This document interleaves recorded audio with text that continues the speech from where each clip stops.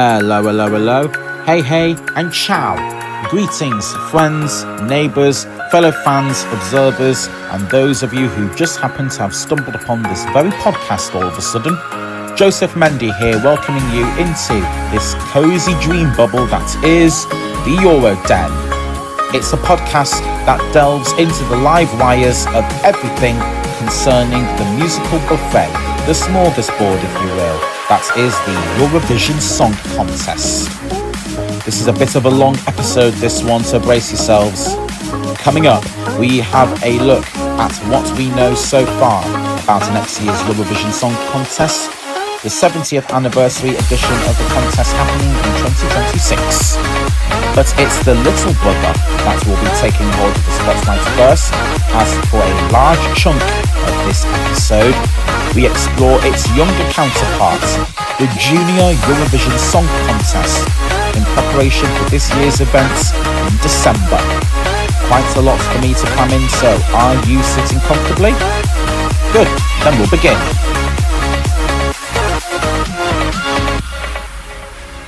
The Eurovision Song Contest is the biggest and most beloved music competition on planet Earth, but you knew that already, didn't you? All the competing artists participating in Eurovision must be aged 16 or over on the day of the live shows. There is a stage for the more younger performers amongst us in the form of the Junior Eurovision Song Contest. What is Junior Eurovision, I hear you ask? Well, in a way, it's quite similar to the adult contest. Big production, big stagings, choreography, vocals, lights, graphics, and of course, the legendary 1 to 8, 10 and 12 point Eurovision voting system. But there are some notable differences which I'm going to run you through. Firstly, there are no semi-finals as the number of participating countries there is smaller than that of the adult contest, so it's just one big live final. Then there's the unique feature in the show called the Common Song, which all the contestants perform either during the interval act or in the opening acts. The Common Song more often than not aligns with the theme of a particular year's contest, with the slogan often being referenced in said song. More about the slogans later. Junior Eurovision takes place either in November or December, compared to Eurovision, which always takes place in May. Unlike in the adult contest, there is a language rule with a 60 to 40 ratio in place, where at least 60% of all competing songs must be performed in one of the official languages of their own country. The other 40% of the song can be performed in any language of their choosing, which is more often than not be English, but it can be any language, but as long as there's no more than 40%, and the 60% is in their national language. As there are less countries competing in the junior contest in comparison to the adult contest, which I have already mentioned earlier, the show is about the same length as a typical Eurovision semi-final. So somewhere like in the region of 2 hours or 2 hours and 30 minutes for the most part. On the subject of the number of participating countries, Junior Eurovision typically has 16 to 18 countries competing, though there were years that there were 15 countries, sometimes 14. 2011 had 13 countries, whereas the years with the lowest number of countries were 2012, 2013 and 2020, with 12 countries, though the latter was understandably due to COVID-19. Though saying that, only twice had Junior Eurovision had 19 countries taking part, those being 2019 and 2021. The largest ever Junior Eurovision was in 2018, with a massive 20 countries taking part, including Wales, one of the 4 nations that make up the UK, and Kazakhstan, whose broadcaster is an associate member of the EBU, like with Australia, so they get invited to the contest by the EBU. It's a record number of participating countries, that hasn't been equalled or even beat since. The biggest difference you'll pick up is that all the participants on stage, as well as the spokespersons delivering the votes from their respective countries, are all children and young people, hence the junior in Junior Eurovision. But the age range for JESC has changed over time, and I'll talk about that in a matter of moments.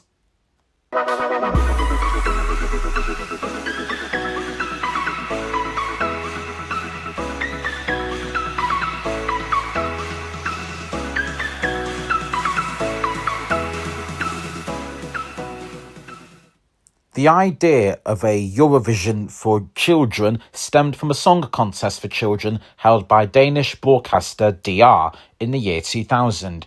This was expanded into a Scandinavia event known as MGP Nordic, or Melody Grand Prix Nordic, to give it its full name, with Norway and Sweden joining Denmark as participants. It didn't take long for the EBU to pick up the idea and turn it into a pan-European event. The original title was Eurovision Song Contest for Children, but then changed the title to the more reasonable-sounding Junior Eurovision Song Contest. On Saturday, the 15th of November 2003, 6 months on from that year's Eurovision Song Contest in Riga, Latvia, the very first Junior Eurovision Song Contest took place in Copenhagen, Denmark. Though not in that big Parken Stadium that hosted 2001's ESC, thankfully. It took place in a more reasonably sized venue called Forum Copenhagen, with 16 countries taking part, with Dino Jelicic from Croatia being the inaugural champion. 2004's contest would have been held in Manchester, United Kingdom. However, due to financial and scheduling issues, ITV, which handled the UK's JESC participation at the time, pulled out of the hosting gig. So then the EBU turned to the previous year's winning country, which, as we know, was Croatia, to host it in the capital city of Zagreb. But their broadcaster, HRT, forgot to book the venue beforehand, so they dropped out too. Whoops! In the end, it was NRK to the rescue, and 2004's JESC would be held in Lillehammer, Norway, the same city that staged the 1994 Winter Olympics. Since then, broadcasters had to bid for hosting rights to prevent such issues arising in the future, and thankfully those issues have not reared their heads into the surface ever since, with the first successful bid coming in from Belgium, bringing JESC 2005 to Hasselt. That same year, JESC would also adopt slogans year by year, but I'll keep that under wraps until later in the episode. This bidding system was used from 2005 up until and including 2013, and again for 2018 to allow the organisers more time to get ready for the show. From 2014 until 2017, and again since 2019, the country that wins Junior Eurovision gets first refusal on hosting rights for the following year's competition. Italy used this clause to decline the hosting gig for 2015 after winning 2014 on debut, hence why 2015 was held in Sofia in Bulgaria. France also declined hosting rights for 2024 after winning 2023. Though, to be fair, they've hosted JESC twice in 3 years at that point, and they had the 2024 Summer Olympics in Paris to prepare for as well. So I can understand why they didn't want to host JESC again so very soon, with that going on in the background. And that's how Madrid, the capital of Spain, got the gig for 2024. Yep, you might have just heard me ramble on about another key difference between the adult contests and the junior contests. In junior, the winning country doesn't automatically host the next year. The age range for JESC was originally 8 to 15 years old, but then in 2007, that was changed to 10 to 15 years old. Since 2016, the age range has been locked at 9 to 14 years old on the day of the live final. From 2003 until 2006, all participants had to be amateurs, or in other words, they must not have released any music commercially prior to the contest, though that was dropped in 2007, allowing experienced singers and bands to compete. Plus, those participants had to write the lyrics and compose the music for their songs all by themselves. That was until 2008, and since then, adults have been allowed to assist with the writing of Junior Eurovision entries. As I mentioned moments ago, Junior Eurovision adopted slogans to set the theme of the contest, just like the adults contest. Now, Eurovision has been using slogans since 2002. Junior Eurovision started using slogans in 2005. Here's the full list of slogans that we've seen in the Junior contest over the years. So we had 2005, Let's Get Loud. 2006, Let the Music Play. 2007, Make a Big Splash. 2008, Fun in the Sun. 2009, For the Joy of People. 2010, Feel the Magic. 2011, Reach for the Top. 2012, Break the Ice. 2013, Be Creative. 2014, Together. 2015, Discover. 2016, Embrace. 2017, Shine Bright. 2018, Light Up. 2019, Share the Joy. 2020, Move the World. 2021, Imagine. 2022, Spin the Magic. 2023, Heroes. And 2024, Let's Bloom. From 2025 onwards, just like with the Eurovision Song Contest, the Junior Eurovision Song Contest will also be adopting United by Music as the permanent slogan for the contest moving forward, just like as we saw with the Adults Contest, which made the slogan for the 2023 contest United by Music as the permanent slogan for the Eurovision brand going forward. It's worth noting that both Eurovision and Junior Eurovision are sporting new look logo, which was revealed back in August, paired with a new use of fonts called Singing Sans, which will become prominent as part of the Eurovision brand from now on. I was going to talk about the list of JSE winning countries, but I've joined on for a while about the history of Junior Eurovision, and I want to talk about what is happening with Eurovision 2026 very soon. So I'll save that for the next episode. For now, let's talk about this year's Junior Eurovision Song Contest. Junior Eurovision 2025 will be taking place in Tbilisi, Georgia, after the nation won last year's event with Andrea Puktaradze and his song To My Mom. It'll be the second time that Georgia and, of course, Tbilisi hosted JSC, having hosted it in 2017. The show was to be staged in the same venue as 2017, the Olympic Palace. However, word on the street is that the venue has been changed to the Tbilisi Gymnastics Palace. So another palace, but smaller than the Olympic one. The Gymnastics Palace can hold up to just under 1,300 people. That's lower than the 3,700 people that can fit into the Olympic Palace. The exact reason for this has not been confirmed by the EBU or GPB, Georgia's public broadcaster, so hopefully we'll know soon. So it's not been confirmed yet, but we should get something rather soon. Hosting the show will be David Aladashvili, a TV presenter and accomplished musician who also hosts the children's singing competition Wanina, which has served as Georgia's national selection since 2018. Joining David on hosting duties will be Lisa Siklari, a TV news presenter and journalist who hosted the opening ceremony of the aforementioned 2017 contest. The show will take place on Saturday, 13th of December. So that's Saturday, 13th of December, so in about 2 weeks' time, at 5 p.m. Central European Time. That's 4 p.m. Greenwich Mean Time here in the UK, as well as Ireland and Portugal. So an hour earlier than last year's event in Madrid. 18 countries are competing for the coveted trophy this year. Here are all the competing countries, along with their acts and songs in alphabetical order. Apologies in advance for any inevitable mispronunciations. Representing Albania will be Kroni Pula with her song Fruta Perima, meaning fruits and vegetables. Then you've got Armenia, who will be represented by Albert Armenikian with his song Braveheart.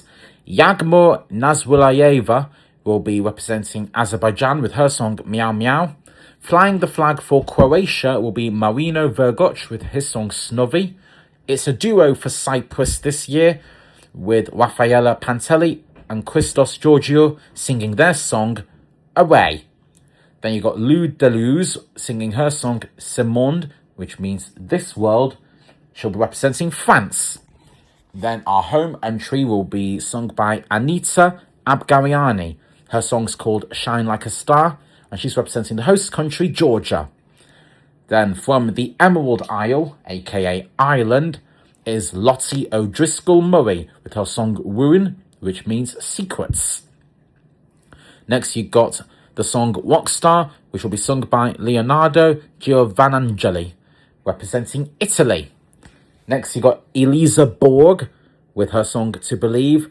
She will be flying the flag for Malta. And then you got Asia Zugovic singing Ituzna is Srejna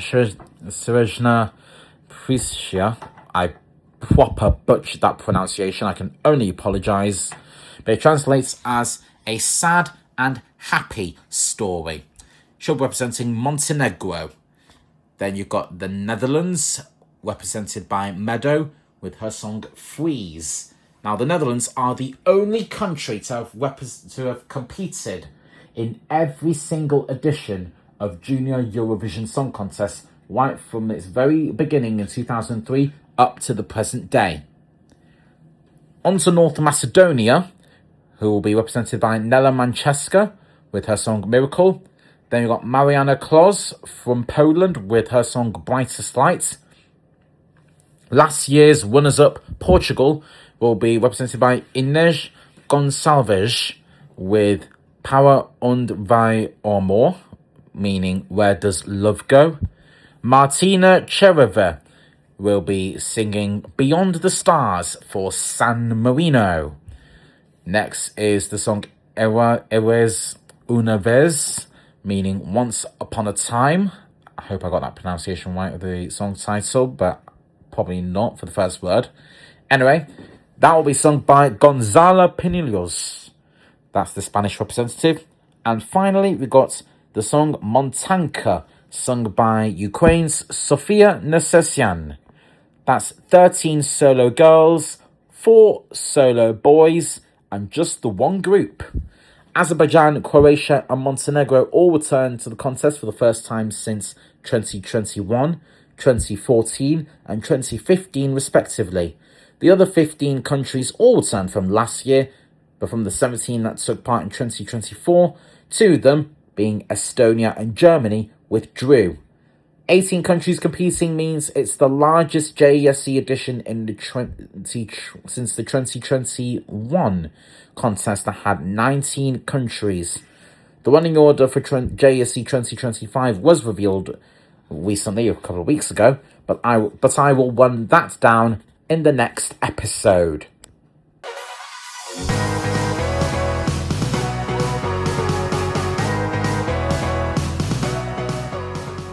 Okay, so that was a very deep dive into the world of Junior Eurovision there. I think I might have mumbled my words here and there, so can I apologise if some of the things did not make sense. But no doubt I will talk more about it again next time when I will run down the running order and give my personal ranking of all 18 competing songs. Right now, though, I am finally going to talk about the upcoming Eurovision Song Contest. Now, stick with me on this because the developments coming out of there were quite topsy-turvy.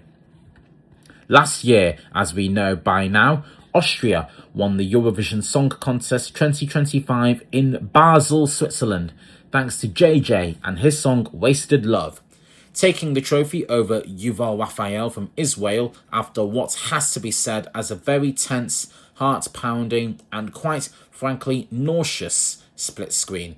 I think everyone's nerves were on the edge on that fateful Saturday night.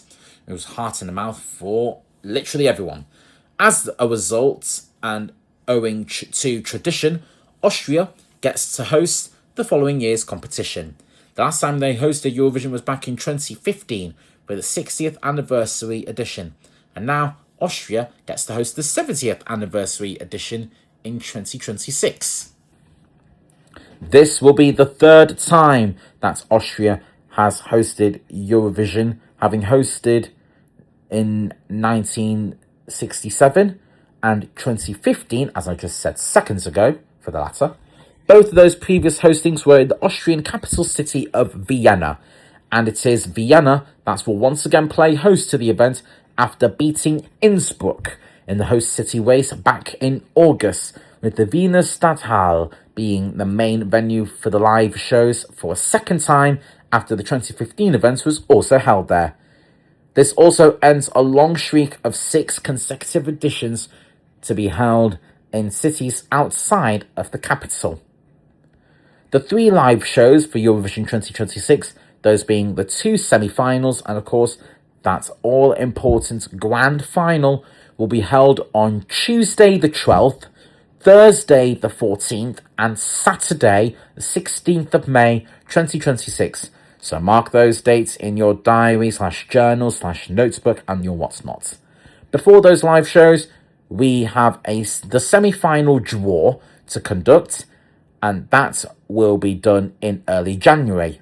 Then you have the opening ceremony that signifies the commencement of Eurovision Week. This is typically where the competing acts will walk the red carpet. Well, shall I say the turquoise carpet. It's like the red carpet, but turquoise. May as well go with the sponsor's liking. That event is set to take place on Sunday, the 10th of May. The stage for Eurovision 2026 will be designed once again by German production designer Florian Wieder. It'll be the 10th time that Vida has been tasked to design the stage for Eurovision, and we'll get a first look at what he has cooked up sooner than later, I would imagine. The following countries have confirmed their intent to participate in Vienna 2026 and how they intend to choose their entry. So we've got Albania, that we're selecting via Festivali I Kenges. Australia will be doing internal selection. Austria, they were originally going to do an internal selection as they've done in previous years, but they've changed tack and they'll be doing it by a national final called Vienna Calling. Azerbaijan expected to be internal selection. Bulgaria are back for the first time since 2022. They'll be using a national selection to choose their entry. Croatia are in and they'll be selecting via Dora, just like previous years. Cyprus are in, and like last year, they're the first to play their cards and reveal their act for 2026, with Antigone flying the Cypriot flag. Antigone, of course, may be familiar to those here in the UK if they watched her series of the UK version of Love Island. Next is Czechia, expected to be an internal selection. Denmark will be selecting by Dansk Melody Grand Prix to choose their entry. Estonia selecting by Estilau. Then you have France, probably going to be an internal selection, I would imagine, or the selection method not been confirmed yet. Germany looking like they'll be using a national selection. Greece will be using Ethnikos Telikos to choose their entry after a successful first edition and to choose their act for 2025. Israel will be selected by Hakohav Haba, but more about Israel later because their participation has been quite controversial, but we'll get into that later. Italy will be choosing their entry via Sanremo, or Sanremo actually, though it's worth pointing out that Sanremo is not a de facto national selection in a way. Might sound confusing. But anyway, Latvia will be selected via Supernova. Lithuania will be using Eurovisia.lt as their selection method. Luxembourg, who returned to the contest in 2024, they're in for another crack at it. The Luxembourg Song Contest will be returning for its 3rd edition. Malta will be selecting via the Malta Eurovision Song Contest. Moldova are returning to the contest, having sat out last year's event in Basel. They're using a national selection, a refined national selection, to choose their act. But unlike previous years, there will be the live auditions will not be broadcast, though they will be made available or after the fact. Montenegro will be selecting via Montesong, with the first edition being held in 2024 to select the 2025 entry. Well, I say select, but it got a bit confusing because the original winners had withdrew because their song was performed prior to the 1st of September. So it has to go to the runner-up as that entry. I know, it's crazy. Hopefully no mistakes or complications occur in this year's Monty Song. Anyway, I digress.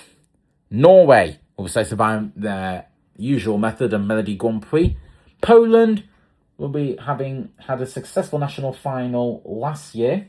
They'll be looking at doing a national final this year, from what I understand. Portugal, Festival de Canção, that's their method. Romania are back for the first time since 2023. Don't know whether I'm not sure whether it's going to be internal or national selection for them. I've not seen that one yet regarding them. San Marino will be selected by the San Marino Song Contest again. Pesma za Eurovision, or Pesma za Eurovision, I think that's how you pronounce it. I think I got that wrong. But that's how Serbia is going to be selecting their entry. Sweden will, surprise, no hesitation. Why are we not shocked? They'll be their biggest show in Sweden, and no doubt the most anticipated national final in any Eurovision season. Yes, I am talking about Melody Festivalen. That's going to be how Sweden selects their entry as they look for their 8th victory. Switzerland will be going for an internal selection as usual. Ukraine will be selected by Vidbeer, again as usual. And then you've got the United Kingdom, who will be selecting their entry internally, I would imagine.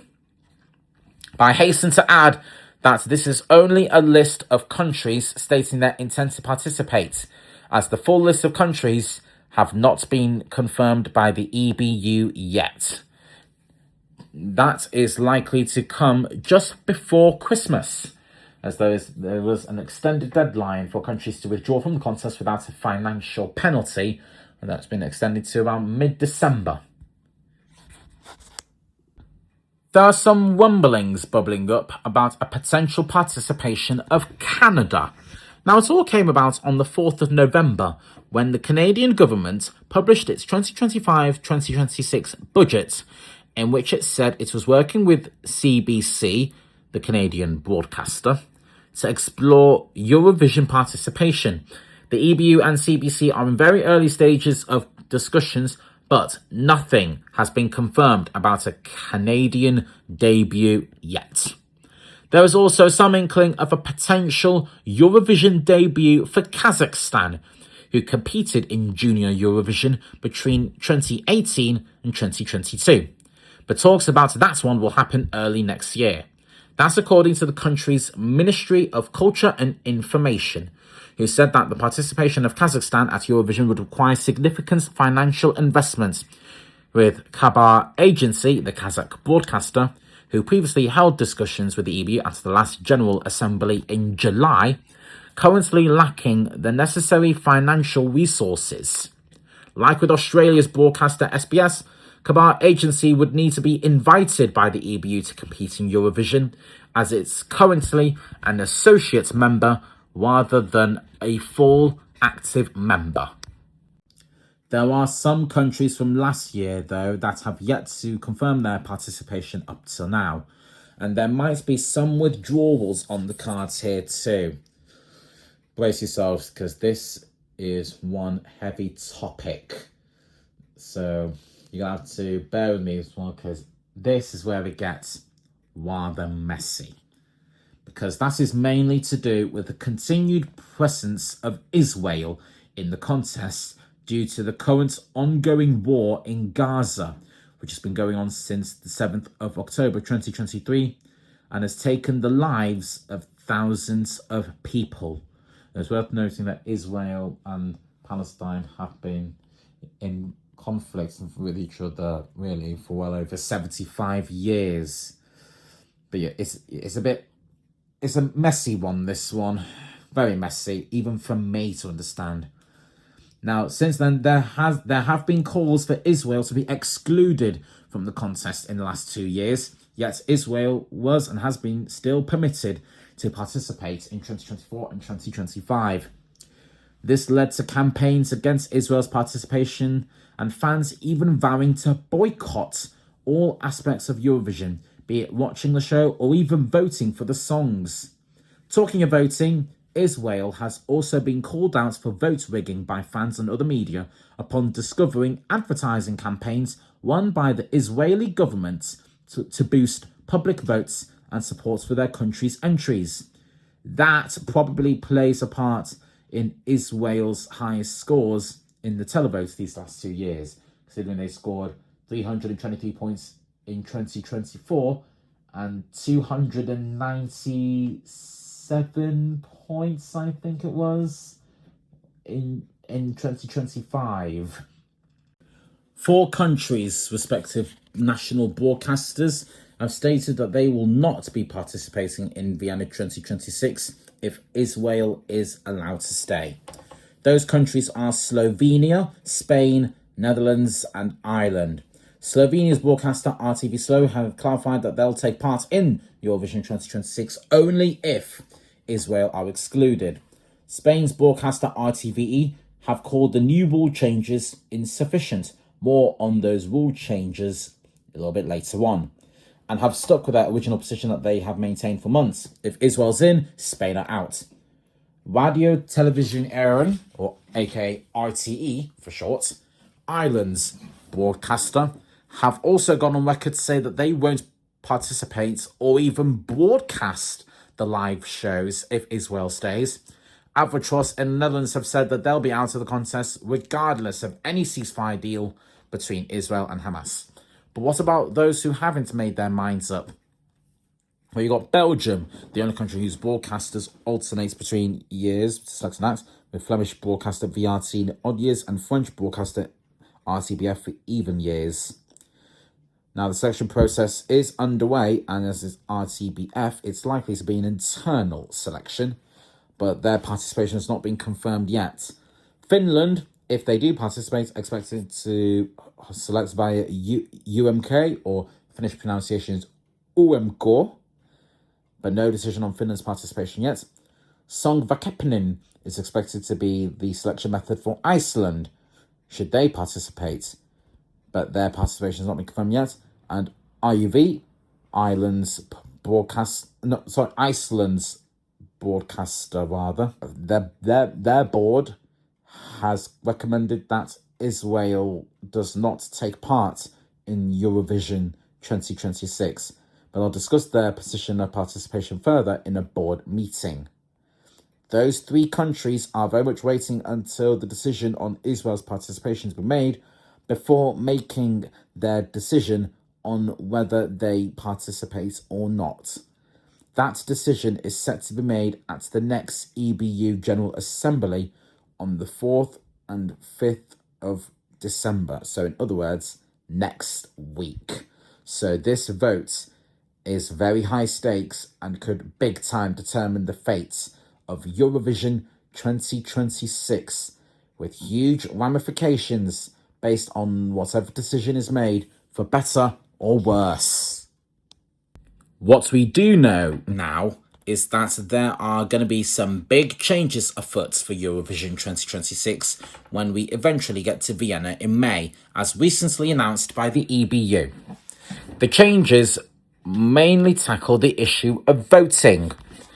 First, there are now clearer rules regarding promotion of a country's song and artist, which is still allowed as it's part of the professional music industry. However, disproportionate promotion campaigns particularly when undertaken or supported by third parties, including governments or governmental agencies, are discouraged.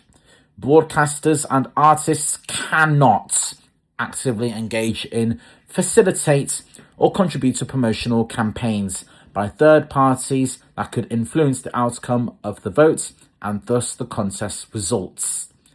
Anyone caught red-handed doing so are liable to sanctions.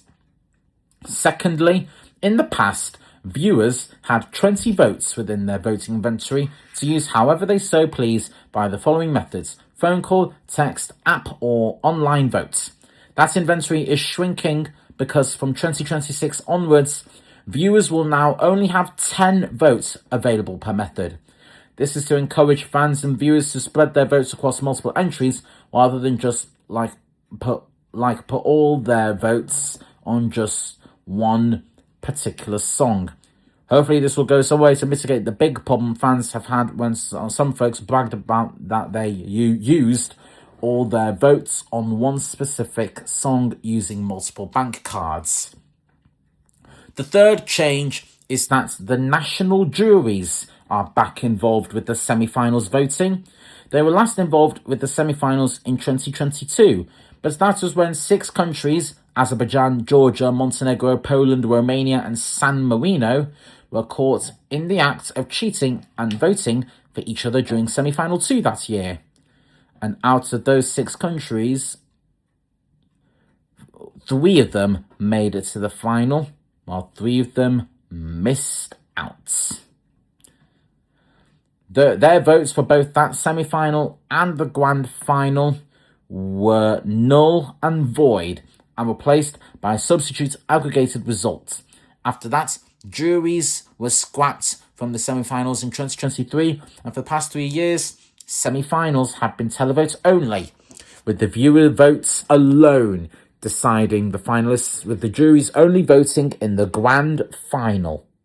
That is all about to change, as for 2026, the national juries will return to the semi-finals, meaning that the finalists will once again be decided by a 50-50 split between the juries and the viewing public. But wait, there's more. The national juries will now no longer consist of 5 juries. Nope, they'll have 7 instead, 2 more than what was there previously per panel. Also, two of those seven jurors, must be aged between 18 to 25 years old. This is to reflect the appeal of the contest with younger audiences. Mind you, this is in a similar vein of juries in Junior Eurovision, where along with music industry professionals, each panel has 2 children aged 10 to 15 years old. That we touched upon earlier. As well as all of that, the range of professional backgrounds that jurors can be chosen from will be expanded to include music journalists and critics, music teachers, creative professionals such as choreographers and stage directors, and experienced music industry figures. All jurors will be expected to sign a formal declaration to confirm they will vote independently and impartially, and will not coordinate with other jurors before the contest, and be mindful of their social media use, i.e. not sharing their preferences online before the contest concludes. This is to ensure the nonsense that occurred in 2022 does not rear its head again. There will also be enhanced technical safeguards in place, with the EBU working closely with voting partner once to expand the contest's advanced security systems, which detect and prevent fraudulent or coordinated voting activity, and strengthen monitoring of suspicious patterns to maintain trust in the results of the audience vote. Well, it's safe to say that was a mighty long episode, not least for me recording it, with having to read all the words and some mispronouncing or mumbled or not saying clearly. So thank you for sticking it out and understanding how long I've done this particular episode for. But at long last, we have reached the finish line.